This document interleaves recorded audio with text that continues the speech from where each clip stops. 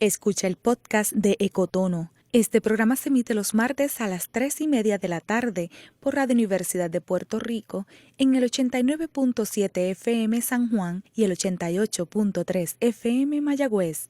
Todo mundo de música e información. Cadena Radio Universidad y para la Naturaleza presentan Ecotono, un espacio radial donde intérpretes de la naturaleza y sus invitados interactúan compartiendo su conocimiento para ayudarnos a experimentar las islas de Puerto Rico desde la perspectiva de sus ecosistemas. Mi nombre es Deborah Rodríguez y soy una voz para la naturaleza. Les doy la bienvenida a Ecotono, un espacio radial en el que los invitamos a escuchar con curiosidad el mundo natural de nuestras islas y a religar sus días con lo que ocurre en él. Calibren bien sus sentidos, que ahora vamos a experimentar la naturaleza de una manera diferente. Hace unas semanas disfrutaba un día de verano en la playa Cerro Gordo en Vega Baja. Llegué temprano para encontrarme con unos amigos y familiares. A eso de las 10 de la mañana hacía mucho calor, tanto que era insoportable caminar sobre la arena. Por eso me acerqué corriendo a la orilla. Una vez en el agua, busqué con la mirada el sol para darle la espalda y así proteger mi rostro. Pero no lo encontré. ¿Cómo es posible que el sol no se ve? ¿Dónde estará?, me preguntaba. Entonces me di cuenta de que se escondía detrás de una gran capa de polvos del Sahara.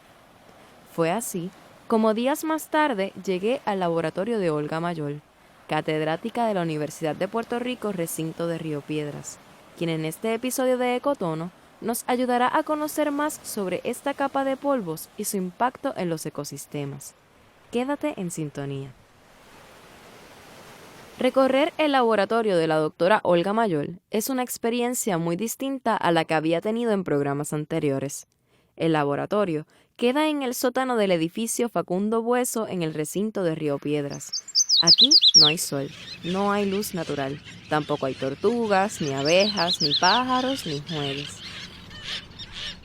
Pero sí un montón de equipos para analizar la composición física y química, principalmente, de las partículas que hay en la atmósfera.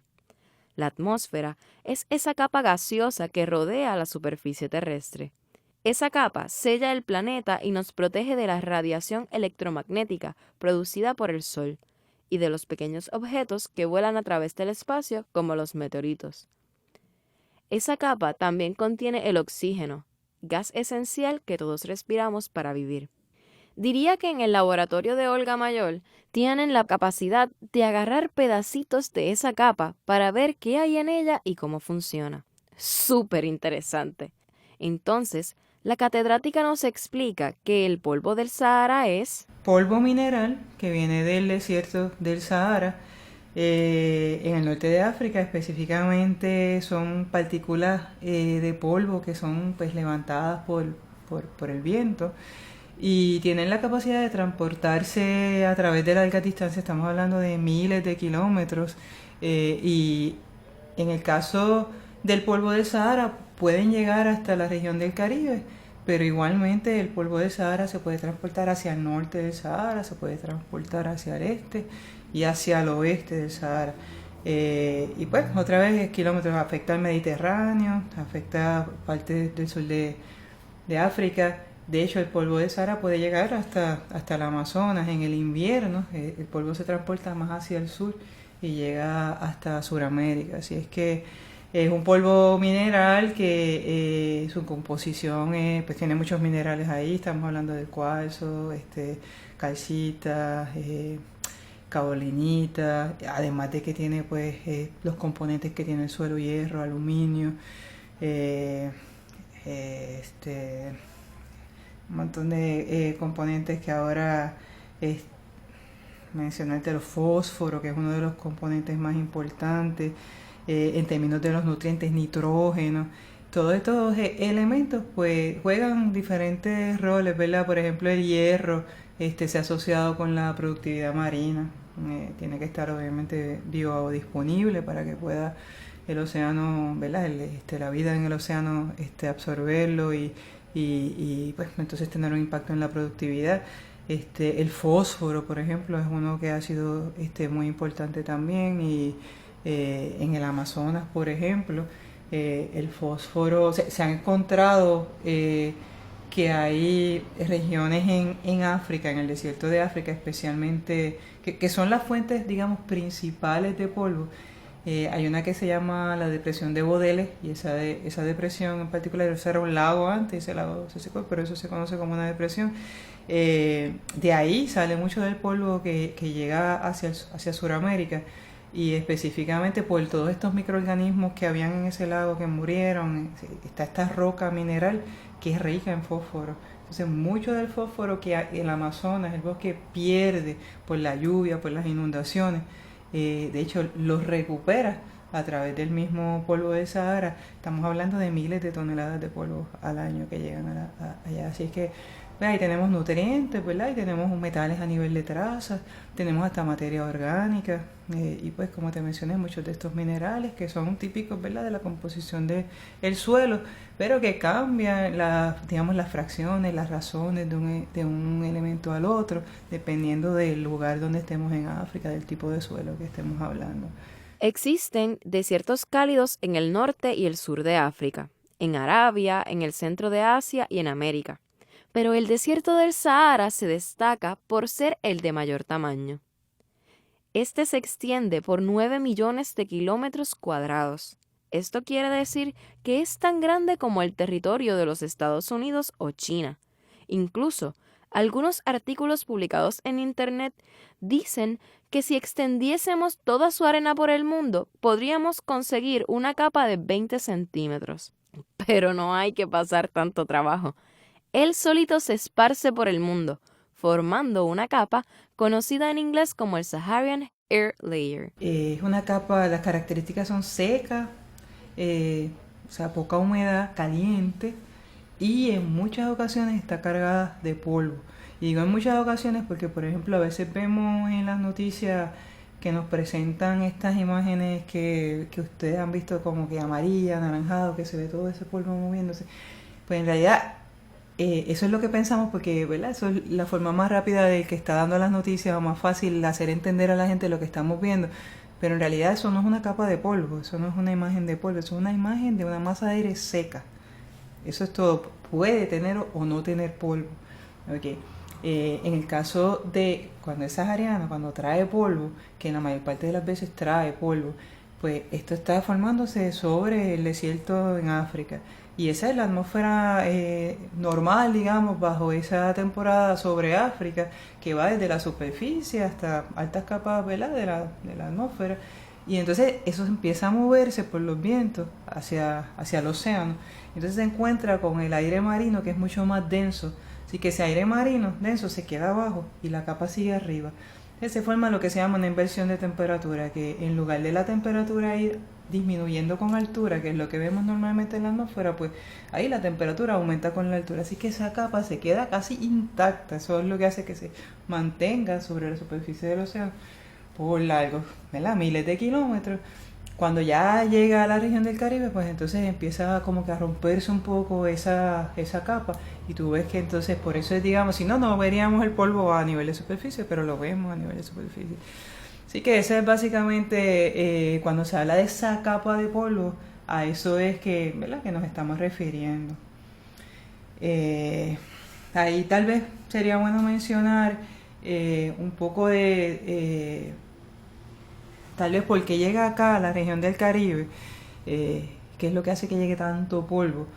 Pues algo bien interesante ¿verdad?, que demuestran los estudios, es que en los 70 se veía claramente que había pocas cantidades de polvo que estaban asociadas más a que allá en el Sahel, que es la región que queda inmediatamente debajo del Sahara, que tiene mucho que ver con lo que está, ¿verdad?, pasando, pues había un tiempo de mucha humedad, mucha precipitación. Así que pues se pudo ver, ok, pues mira, hay mucha precipitación, poco polvo. Entonces se ve claramente cuando empiezan en los 80 a haber sequías en esa región, pues se ve que empiezan a aumentar las concentraciones de polvo acá en la región. Y ya entonces, eso fue en finales de los 70, en los 80. en el pico de intensidad de la sequía se ve un aumento significativo acá. Así que como que se podía relacionar la sequía del Sahel con el aumento en las concentraciones de acá. Pero ¿qué pasa? Que ya todavía en los 80, ¿verdad? A principios de los 80, que es cuando está el pico de la sequía, ya después de finales de los 80 se dejó de observar esa relación. No hay, digamos, empezó a mejorar la situación allá en el Sahel, empezó a haber más verde, más lluvia, ¿verdad? Y entonces todavía acá se mantuvieron las concentraciones bien altas, así que lo que se pensaba que eran índices climáticos, ¿verdad? Que podían estar asociados a esas altas concentraciones en el Caribe, pues ya esa relación no se está dando. Aunque los ciclos de la naturaleza no necesariamente coinciden con el calendario humano, la llegada del polvo del Sahara se da Principalmente es en el verano. Pues esto tiene que ver más con la meteorología que se está dando, ¿verdad? Entre la región del desierto y de África, ¿verdad? La costa de África y el Atlántico Norte. En verano también inicia la temporada de huracanes. ¿Guardan alguna relación los polvos del Sahara con la actividad ciclónica en la región del Caribe? Yo te estaba explicando ahorita que es una masa de aire seca. Pues esa masa de aire seco, una de las cosas que hace es que como está ahí entre el sol y la superficie, pues evita que radiación solar llega menos radiación solar a la superficie del océano o de la Tierra. Así que en el caso del océano lo tiende a enfriar, ¿verdad? Las temperaturas bajan y ya al bajar, esa es una de las razones por las que se ha visto que hay una aparente disminución en la actividad ciclónica, ¿verdad? Puede inhibirse o puede reducirse, ¿verdad? Y entonces pues también es una masa de aire seco que rodea ese sistema. Y esas dos cosas, ¿verdad? Ese aire seco rodeando ese sistema, más esa disminución en las temperaturas, pues han llevado, ¿verdad?, a concluir y a observar en ocasiones que puede estar disminuyendo o reduciendo esa actividad ciclónica. Eso significa que cuando la capa de polvos del Sahara es más densa, ¿hay menos probabilidad de que se formen huracanes o tormentas? No todos los estudios te muestran eso, pero hay estudios que sí, donde se ha visto eso. Igualmente, por ejemplo, aquí en Puerto Rico, si llega una masa de aire cargada en polvo, se ve que se reduce la precipitación. Que el polvo tiene esa capacidad. De hecho, el polvo pues, son partículas, ¿verdad?, finas, y de hecho las más grandes pues se van a sedimentar cerca de la fuente, o sea, cerca del África perdemos las más grandes. O sea, las más pequeñas, aunque todavía partículas bastante grandes, estamos hablando de micrómetros de diámetro, llegan aquí. Ahora, esas partículas, cuando entran en la nube, que ese es lo que se conoce como el efecto indirecto de los aerosoles, en el balance energético radiativo, entran a una nube, por ejemplo, pues las nubes son gotas de agua. Y esas gotas de agua que están en la nube se pegan el polvo, entra también y agarra, como quien dice, agua de esas gotas de agua. Y le quita agua y así que las gotas se convierten en gotas más pequeñas. Y al convertirse en gotas más pequeñas, se reduce la precipitación, porque para que esas gotas de agua puedan precipitar necesitan un tamaño específico y es un tamaño bastante grande. Así que cuando se empiezan a hacer más y más pequeñitas, se reduce la precipitación. Eso se ha observado con aerosoles antropogénicos, con quema de combustible, quema de biomasa. Hablando sobre la quema de biomasa, tengo que hacer un paréntesis para informar que mientras se producía este programa, se decretó un estado de emergencia en Brasil por unos incendios forestales en la selva amazónica. La causa de estos incendios extraordinarios no ha sido confirmada, pero varios medios internacionales han reseñado que debido a la magnitud del incendio, que se ha extendido por más de 2 millones de kilómetros cuadrados, la ciudad de Sao Paulo enfrenta una aparente oscuridad producida por una gran nube de humo y cenizas. Aunque la distancia estimada entre Sao Paulo y África es de 9.383 kilómetros, estudios científicos han revelado que el polvo del Sahara es esencial para la fertilización del bosque amazónico, pulmón del planeta. Esta conexión se da ya. El desierto del Sahara es la fuente principal de polvo a nivel global. Pues el 30% de todo el polvo mineral viene de ahí. Sería un evento raro que la calidad del aire en Puerto Rico se vea afectada por el incendio del Amazonas. Incluso es muy poco probable que las cenizas se mezclen con el polvo del Sahara. Pero la poca entrada de luz a causa del humo y la deforestación masiva podrían afectar adversamente todos los sistemas naturales en Brasil y en el planeta. Dicho esto, retomemos nuestra conversación con la doctora Olga Mayor sobre el tema de los polvos del Sahara en Puerto Rico. A nivel local, la gente piensa, ¿verdad?, que son los que ocasionan este incremento en su exacerbación de sus condiciones de asma o problemas respiratorios. Pero lo que hemos podido ver es que como eso es una masa de aire seco que está llegando a la región, en realidad las concentraciones de aeroalérgenos disminuyen cuando está el polvo. En estudios que ha hecho el doctor Bolaño específicamente con las concentraciones de aeroalérgenos, él sí ha visto que es el yunque y en el mismo Puerto Rico donde están la fuente principal de estos aeroalérgenos y no en el polvo del Sahara. Hemos trabajado juntos mirando polvos y mirando los aeroalérgenos y hemos visto pues claramente que disminuyen sus concentraciones. Lo que sucede es que en el verano pues tenemos los eventos de polvo, pero también tenemos bastante precipitación, ¿verdad?, entre medio de estos eventos, mucha humedad, y entonces sí, ahí pues esto pudiera estar haciendo que aumenten o que haya concentraciones significativas de aeroalérgenos y que esto sea lo que esté exacerbando las condiciones respiratorias en la población, ¿verdad?, que padece de estas condiciones. Cuando hablas de aeroalérgenos, ¿a qué te refieres? Esporas de hongos principalmente, que son las que hacen que las personas que tienen, ¿verdad?, condiciones respiratorias, pues ¿cómo es?, esa condición exacerbe, ¿verdad?, se ponga peor la persona por la presencia de estas especies que aumentan sus alergias. Todos estos datos los obtiene gracias a los satélites y estaciones meteorológicas que le permiten obtener información sobre el particulado en la atmósfera. Principalmente lo más que se usa es percepción remota. Percepción remota, lo más que se utiliza dentro de eso son los satélites. Satélites de la NASA, de la NOAA, que están midiendo diferentes propiedades que te pueden dar una buena idea de dónde está saliendo el polvo y hacia dónde se está moviendo. Y tú lo puedes ver, ¿verdad?, con esa imagen.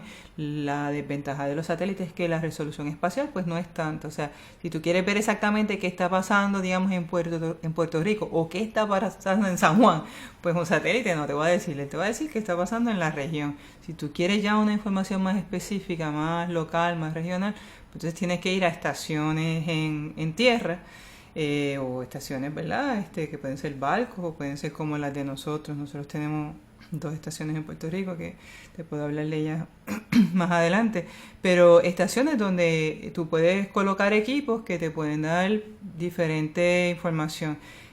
Podemos hablarles de las propiedades físicas del particulado que está en la atmósfera, porque estos equipos no son específicos para polvo del Sahara, son para aerosoles, para partículas atmosféricas, o para partículas, porque algunos de ellos hasta se pueden usar indoor, ¿verdad?, dentro de un edificio, pero nosotros los utilizamos para ver lo que está afuera, en el ambiente, en la atmósfera. Entonces podemos hablar de las propiedades físicas como el tamaño, la masa de esas partículas que están llegando. Hasta podemos ir a las propiedades químicas, qué composición química tienen. Y también podemos hablar de sus propiedades ópticas, y es cómo ellas interaccionan con la radiación. Por ejemplo, en nuestro grupo de investigación, uno de los énfasis siempre ha sido esas propiedades del particulado que son más importantes para lo que es clima y condiciones del tiempo. Para clima, siempre que hablamos de clima, pensamos, ¿verdad?, en ese balance energético radiativo, en cómo afectan esas partículas que están ahí la entrada de la radiación a la superficie de la Tierra, y eso lo afectan porque dispersan o absorben la radiación, y también porque afectan la formación de las nubes. Así es que esas son propiedades que nosotros también estudiamos. Hay equipos que tiene la NASA, por ejemplo. Ahora mismo, de hecho, hoy teníamos aquí un colega de la NASA que estaba instalando un Micropulse Slider. Es un equipo que nos permite decir que no teníamos esa capacidad, estamos bien contentos con eso. Nos permite ver los aerosoles, ver el perfil vertical de los aerosoles. Nosotros hasta ahora en Fajardo, que es mi estación principal en la Reserva Natural de las Cabezas de San Juan, que pertenece a Para la Naturaleza, nosotros teníamos, ¿verdad? Tenemos la capacidad de medir esos aerosoles y ver lo que está en, ¿verdad? Ahí donde yo estoy muestrando. Ahora, además de eso, yo puedo ver verticalmente hacia arriba, ¿verdad? En la atmósfera, qué está pasando, dónde hay capas de aerosoles. Así que cuando llegan los eventos de polvo, que desde que lo instalamos no hemos tenido uno, pero lo acabamos de instalar ahora, terminamos ayer, ¿a qué altura está ese polvo? ¿A qué altura está ese polvo, verdad? Así es que es una, ¿verdad? Una capacidad que no teníamos antes, a qué altura viene, ¿verdad? Si, cómo se ve, cómo se está comportando desde la superficie hasta los niveles más altos en la atmósfera. Así que ese es un equipo. También tenemos otro equipo allí en la estación que se llama un sonfotómetro, que también es de una red que tiene la NASA. Estos son redes que tiene la NASA con equipos alrededor del mundo. Y tiene ese me permite ver el espesor óptico de los aerosoles. Cuando hay mucho polvo, esa propiedad en particular, ese número aumenta cuando hay mucho polvo. Así que ¿verdad? Es información que me pueden dar en términos, que me puede ayudar a entender ese evento de polvo que está llegando, sus características y probablemente hasta su impacto, dependiendo de sus concentraciones.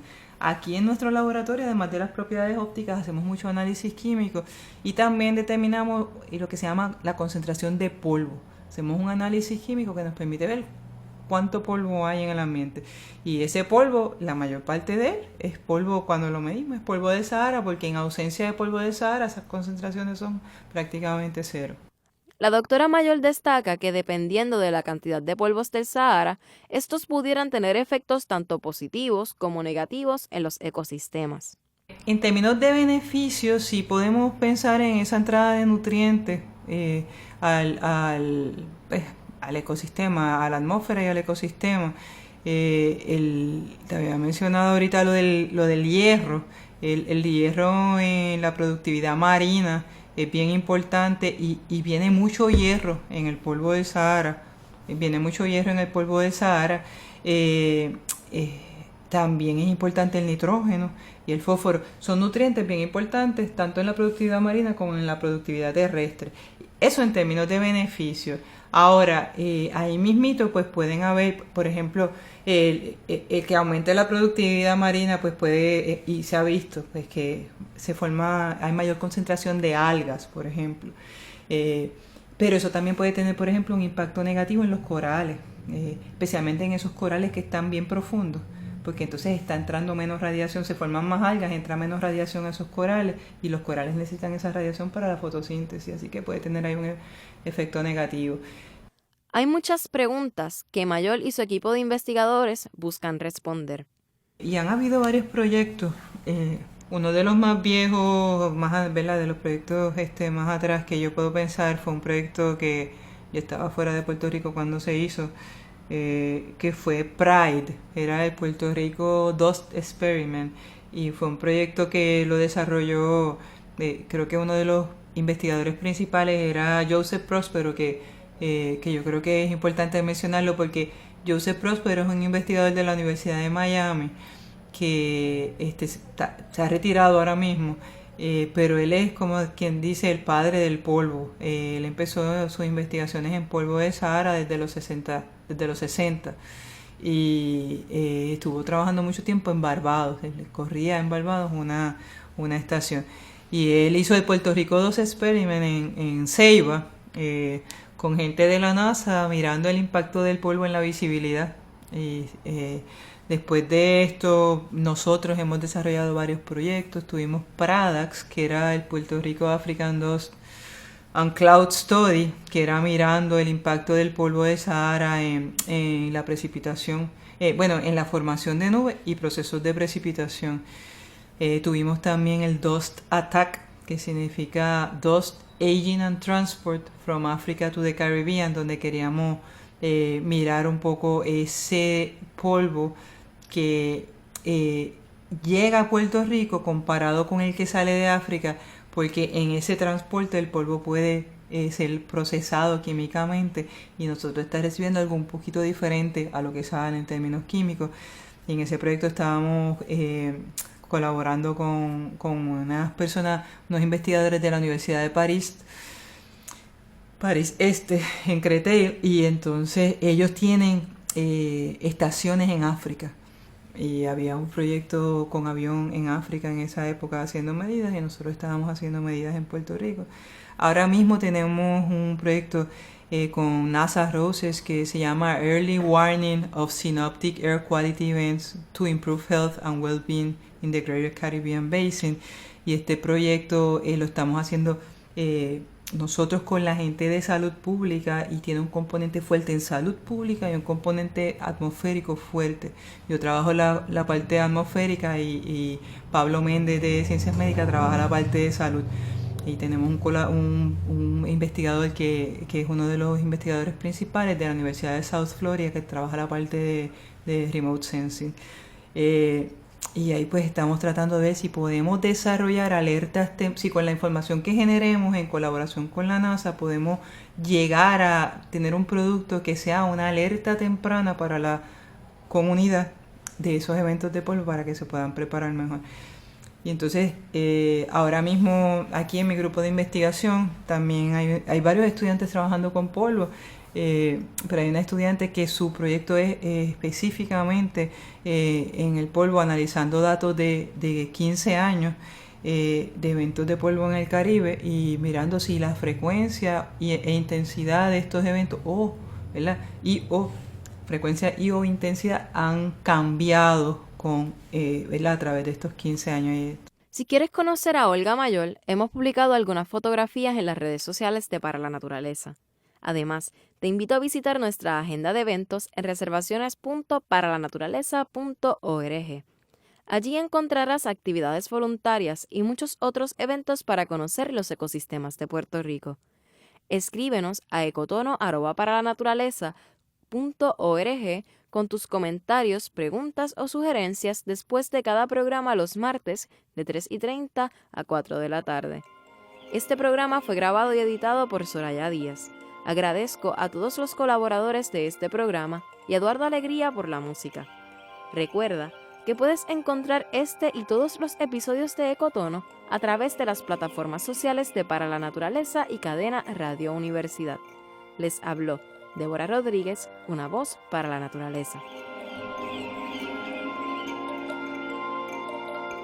Gracias por escuchar Ecotono, un espacio radial donde intérpretes de la naturaleza y sus invitados comparten su conocimiento, ayudándote a experimentar las islas de Puerto Rico desde la perspectiva de los organismos que le dan vida. Todos los martes, desde las 3:30 de la tarde, un programa de Cadena Radio Universidad y Para la Naturaleza.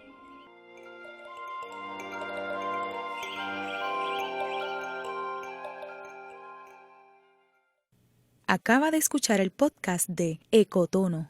Le invitamos a que nos sintonice los martes a las 3:30 de la tarde por Radio Universidad de Puerto Rico en el 89.7 FM San Juan y el 88.3 FM Mayagüez. Todo un mundo de música e información.